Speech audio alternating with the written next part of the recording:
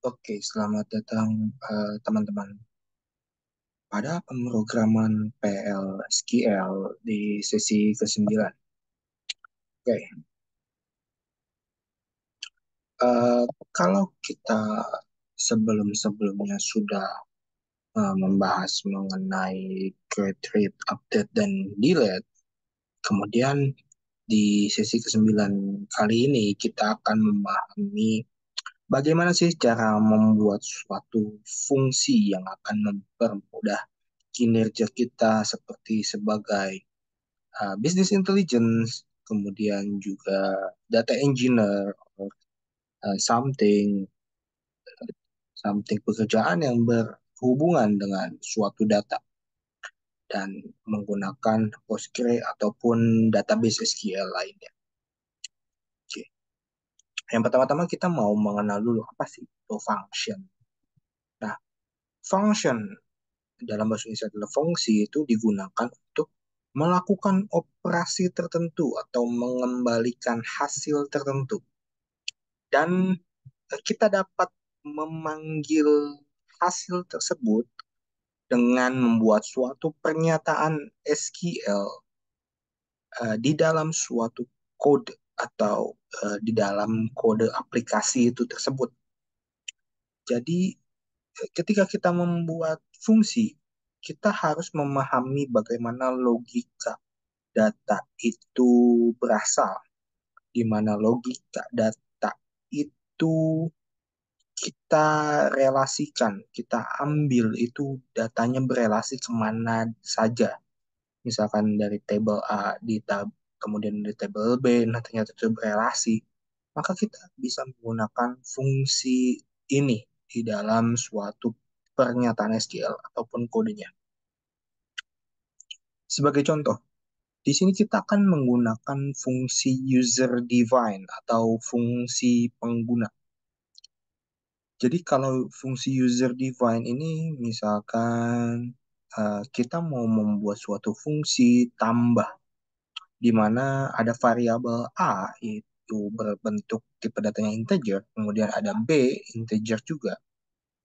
Dan kita akan mengembalikan fungsi tersebut ke dalam bentuk data integer juga. Jadi dalam hal ini adalah dolar-dolar ya, ini variabel ya. Kemudian kita bisa melakukan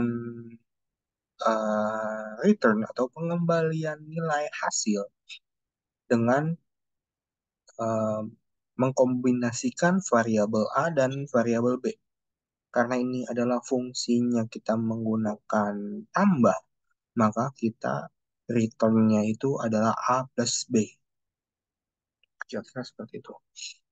Kemudian fungsi built-in atau fungsi bawaan. Nah, ini biasanya adalah ketika kita sudah membuat fungsi user define, maka kita tinggal memanfaatkan fungsi built-in ini untuk menggunakan fungsi yang tadi kita sudah buat dengan query yang lebih mudah dipahami. Seperti dalam hal ini adalah select sum, kemudian dalam kurung salary from table employee. Jadi dalam membuat fungsi di Postgre, ini kita memiliki tujuan dan manfaat ada 7 kira-kira ya. Jadi yang pertama itu adalah abstraksi dan modularitas. Apa sih itu?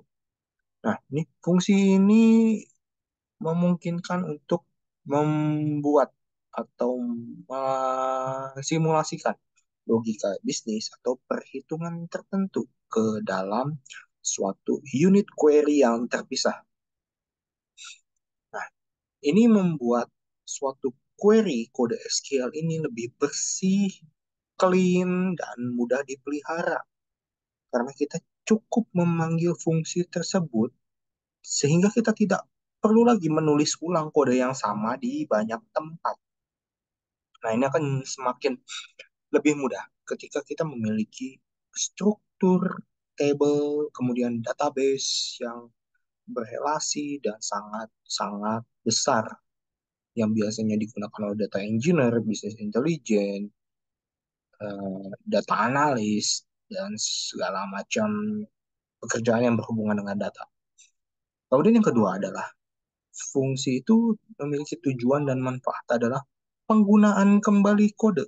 Jadi setelah kita melakukan pensimulasian, abstraksi, atau modularitas fungsinya, kita bisa menggunakan kembali kode. Jadi dengan membuat fungsi ini, kita bisa menggunakan kembali logika proses bisnis yang sama di beberapa query di dalam berbagai struktur table ataupun database kita. Ini dapat mengurangi duplikasi kode dan meningkatkan efisiensi dalam pengembangan suatu struktur query kita.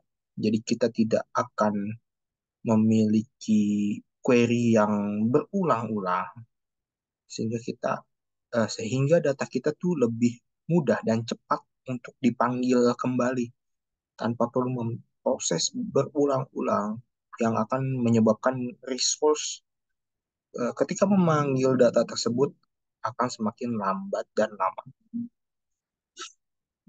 Kemudian yang ketiga adalah tujuan dan manfaatnya adalah keamanan. Nah, fungsi ini bisa digunakan untuk mengontrol akses ke data. Jadi manajemen akses. Kita dapat mengatur izin yang tepat sehingga hanya pengguna yang diizinkan yang dapat menjalankannya. Jadi misalkan kita memiliki user, ada admin, kemudian ada bisnis intelijen, ada data analis, dan segala macam. Nah, yang pekerjaan yang berhubungan dengan data tersebut, kita izinkan untuk menjalankan fungsi-fungsi tersebut. Berarti kita sudah melakukan kontrol akses data. Namun, apabila ada seperti misalnya admin toko, itu bisa menjalankan fungsi tersebut, maka kita belum menerapkan uh, tujuan dan manfaat keamanan dalam mengontrol akses ke data. Kira-kira seperti itu. Kemudian yang keempat adalah kinerja. Seperti yang tadi saya bahas di poin nomor 2. Jadi dengan kinerja ini akan meningkatkan efisiensi, efektivitas dan efisiensi struktur data kita dalam mempercepat pencarian atau pengelompokan data sehingga uh, akan mengurangi resource ataupun biaya dalam memproses data yang kita cari gitu ya. Di poin kelima itu adalah penanganan kesalahan. Jadi seperti problem solving. Jadi kita bisa menangani kesalahan itu lebih baik karena ya, strukturnya itu sudah padat di satu query. Kita cukup memanggil itu. Maka kita hanya memperbaiki satu struktur query itu saja tanpa kita merubah ke dalam beberapa query yang terpisah. Jadi ini adalah centralized. Kita bisa menggunakan block trackage untuk mengatasi pengecualian yang mungkin terjadi. Jadi, misalkan kita ada uh, suatu warning yang kita tidak ingin tampilkan, maka kita bisa melakukan pengecualian pada uh, query apa sih yang dapat memunculkan warning itu. Nah, kira-kira di poin nomor 5 itu seperti itu. Nah, untuk yang poin keenam itu adalah pelaporan dan analisis. Nah, tujuan dan manfaat ini untuk menghasilkan data yang siap untuk dibuat suatu laporan atau analisis lebih lanjut. Kita dapat menyusun data, menghitung statistiknya, atau mengubah format data sesuai dengan kebutuhan kita. Kemudian yang terakhir itu adalah optimisasi atau optimasi query. Nah, ini yang pasti dapat membantu kita dalam melakukan perhitungan kompleks atau memanipulasi data yang lebih efisien. Kira-kira tujuan dan manfaat ini lebih ke arah profesi-profesi yang berhubungan dengan data. Ini akan sangat membantu sekali dalam memahami fungsi ini. Sehingga kita garis besarnya tuh mendapatkan suatu tujuan utama. Tujuan utamanya itu adalah untuk mengorganisasikan atau mengorganisir dan mengabstraksi atau menstrukturkan logika bisnis ataupun pemrosesan data yang dimana memungkinkan pengguna untuk menggunakan logika ini secara bersamaan dalam banyak query. Sehingga ini bentuknya adalah centralized dan meningkatkan kejelasan atau memudahkan kita dalam memelihara kode query tersebut, kode SQL. Fungsi ini juga memungkinkan kita untuk memberikan kontrol akses yang lebih baik, melakukan penanganan kesalahan, dan optimasi kinerja sehingga resource kita bisa kita batasi. Oke. Sebagai contoh, di sini kita ingin melakukan audit. Jadi uh, ini kayaknya bukan audit ya, ini lebih ke arah fungsi untuk mentotalkan salary atau total gaji. Untuk yang audit nanti di next pertemuan itu adalah trigger. Nah, untuk yang pertama adalah untuk membuat fungsi total gaji. Jadi kita memiliki table employee dengan kolom dan data sebagai berikut. Jadi kolomnya itu adalah employee ID, the first name, last name, dan salary yang pasti. Nah, kemudian kita masukkan data-datanya, yaitu ada John, ada Jane, dan Robert. Di sini masing-masing memiliki salary-nya. Setelah kita memiliki data dan table tersebut, maka kita membuat fungsi. Jadi di sini kita mau membuat suatu fungsi untuk menjumlahkan total pengeluaran gaji kita kepada karyawan. Nah, yang pertama kita membuat dulu, kemudian return. Returnnya ini kita mau membalikan hasilnya itu sebagai tipe datanya adalah numerik. Maka kita harus membuat atau menyatakan dalam bentuk numerik. Kemudian kita melakukan declare. Nah, kita buat fungsi dulu. Total numeriknya itu dimulai dari 0. Kemudian kita lakukan query dengan select sum dari salary. Jadi akan menjumlahkan semua salary ke dalam variabel total di dalam suatu table employee dan akan mengembalikan nilainya itu ke dalam variabel total. Oke, kira-kira seperti itu untuk fungsinya. Nah, jadi kita untuk menjalankan fungsinya tuh kita cukup select total salary as total gaji.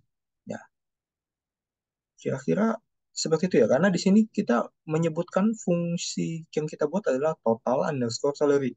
Jadi kita bisa langsung aja select total underscore salary. Nah, dari total underscore salary ini kita mau merubah menjadi variabel total gaji. Dan kita tinggal tambahin as total gaji. Jadi setelah kita jalankan maka akan menampilkan total keseluruhan gaji dari data-data yang telah kita buat fungsinya.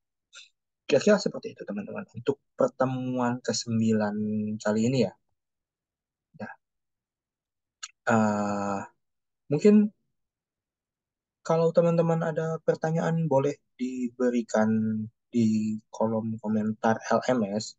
Terima kasih ke teman-teman atas partisipasinya dan teman-teman semangat untuk bekerja dan belajar sehingga teman-teman bisa mendapatkan hasil yang memuaskan di dalam mata kuliah. Sampai jumpa di pertemuan selanjutnya. See you. Bye.